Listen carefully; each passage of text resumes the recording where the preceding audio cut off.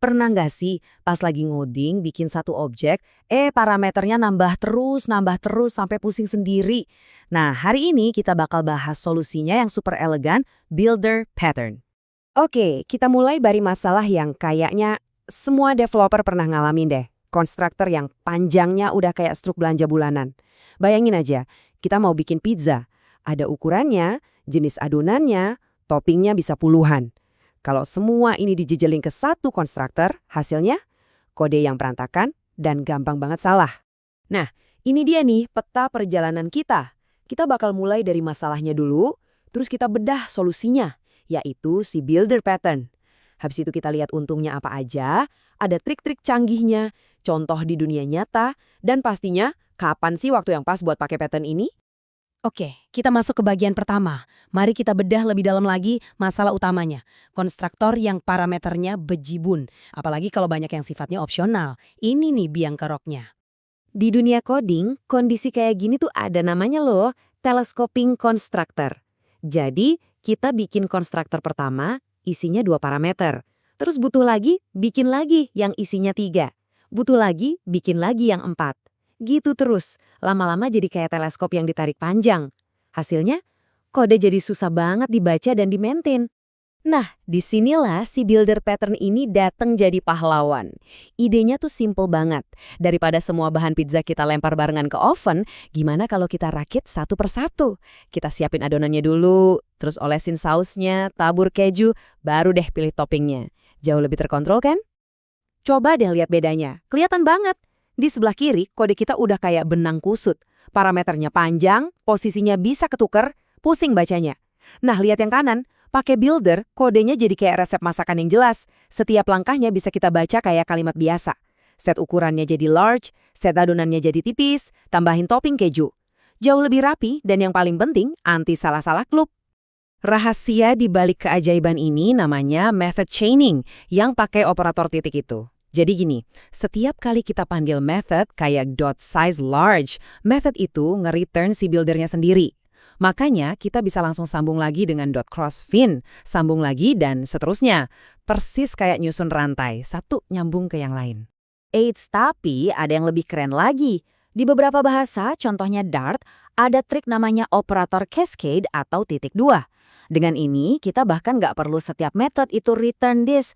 Kita cukup panggil aja serangkaian metode di objek yang sama. Tujuannya sih sama aja, bikin kode jadi lebih pendek dan gampang dibaca. Oke, jadi kodenya lebih rapi, jelas. Tapi cuma itu aja? Tentu enggak. Apa aja sih keuntungan nyatanya? Yuk kita bongkar satu-satu.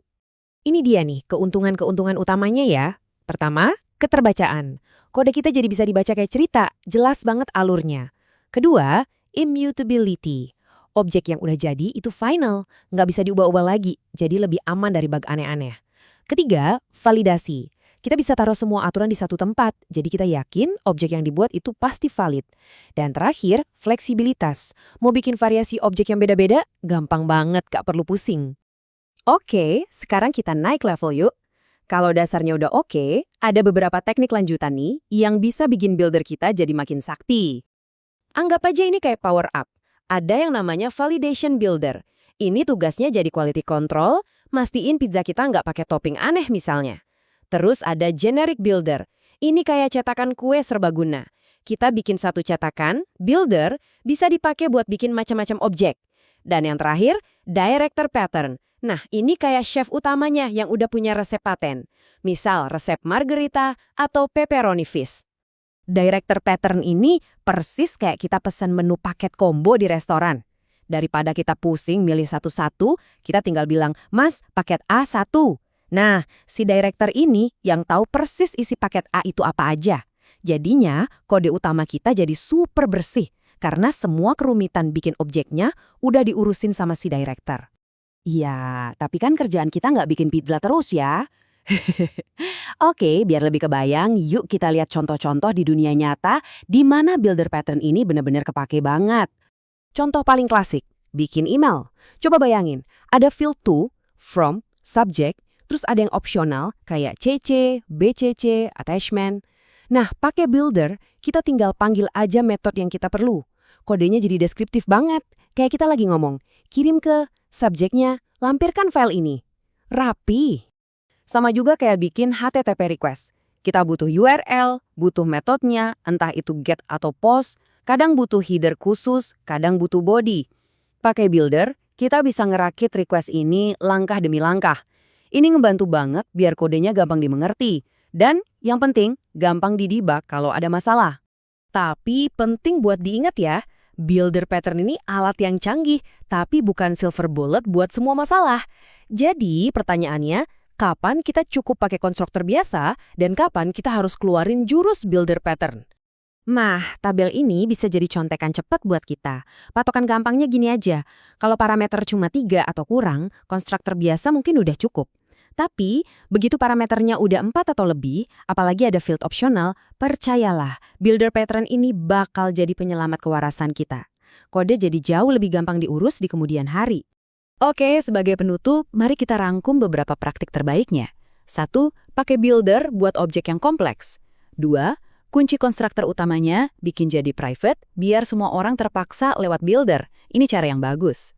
3. Semua logika validasi kumpulin di satu tempat, yaitu di dalam metode build-nya. Dan 4. Usahain banget objek finalnya itu immutable, biar aman sentosa. Nah, itu dia kupas tuntas kita soal builder pattern. Sekarang pertanyaannya kembali ke Anda. Di proyek selanjutnya, kira-kira objek kompleks mana nih yang bisa dibuat jadi lebih elegan pakai pattern ini? Coba deh dipikirin. Terima kasih sudah menyimak.